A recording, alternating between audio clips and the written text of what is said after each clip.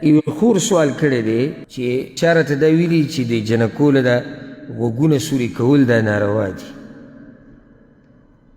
نو چې دا کار روا دی که ناروا دی؟ الجواب، بعض علماو دا خبره کړې ده چې دا غوږونه سوري کول زنانو دپاره دا حرام دي. ولې؟ وایي ځکه چې دې سره هغوی ته تکلیف میلاویږي او الله نه غواړي چې انسان ته هسې تکلیف میلاو شي. دا د هغوی یو خبره ده. بل هغوی دا وایي چې دا غوږ سوری کول او دې ته دا والی اچول څه داسې ضروري ډول او سینګار خو نه دی چېرې لازم به دا غوږ ته دا شی اچي. خو موږ د دلیل تابعدار یو، موږ د دې نه یو چې یاره بعضو علما دا ووایي. بعضو علماو چې دا خبره کړې نو د هغوی نه اورېده پکار دي چې د هغوی سره په دې څه دلیل. دا د هغوی سره عقلي خبرې دي.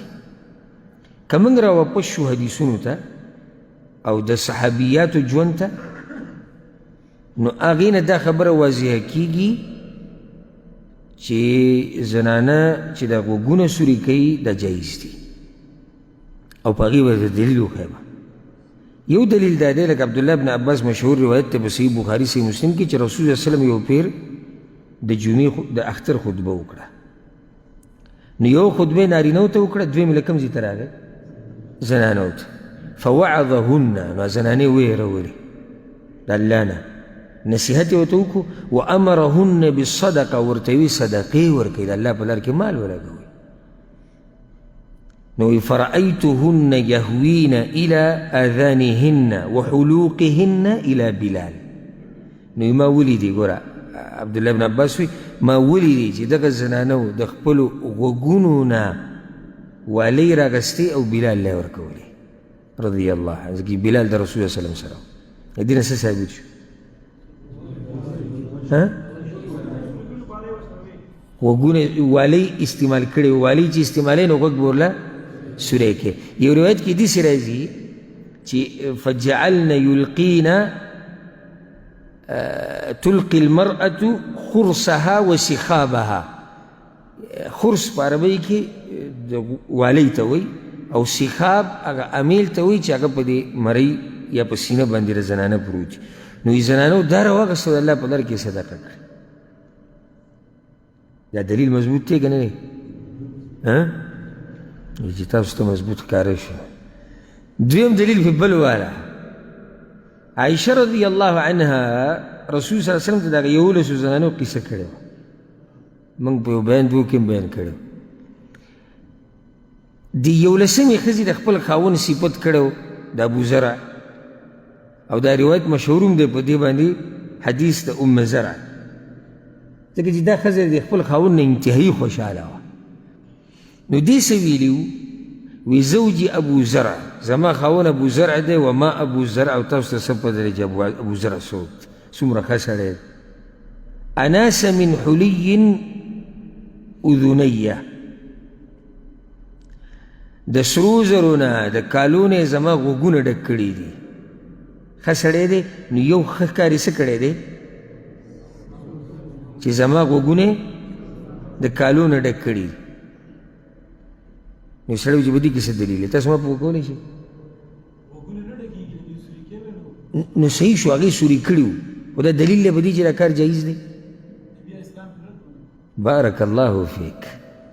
دا قصه عایشه رسول الله وسلم ته اورېده، خو رسول صلی الله علیه وسلم ته په آخره کې دا ونه وي چې عایشې صحیح ده، خو ګورې د ام زرع دا کار صحیح نه و، د غوږونو ته یې چې دا کالی اچولی دي.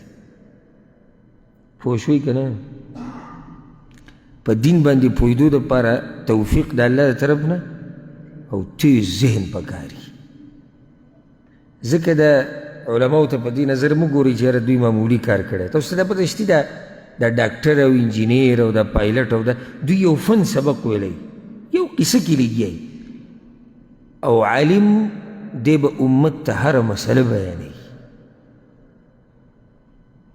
نو دا ګران کار دی چې الله یې چاته احسان کړي. ته به د یو ځای نه دلیل پیدا کړې، د بل ځای نه به را پیدا کړي. الغرض زنانه غوږونه سوري کولی شي. دا خور وایي چې دا نوی سټایل لا وته چې دا بره دا کرچې چې کوم دی دا سوری کوي د غوږ، دا هېڅ خبره نه ده.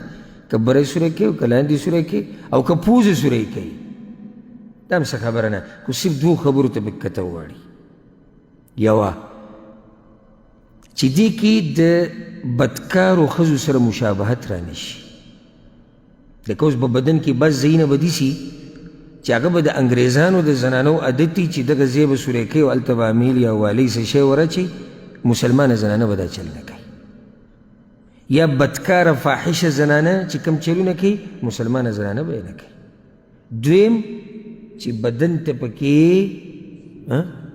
نقصان نه رسي نقصان خو پکې شتي که نه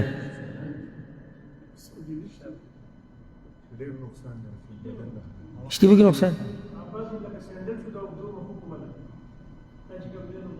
اخو عام ډول ته یادې هغې له زه زه د غوږونه سوري کول پوزه سوري کول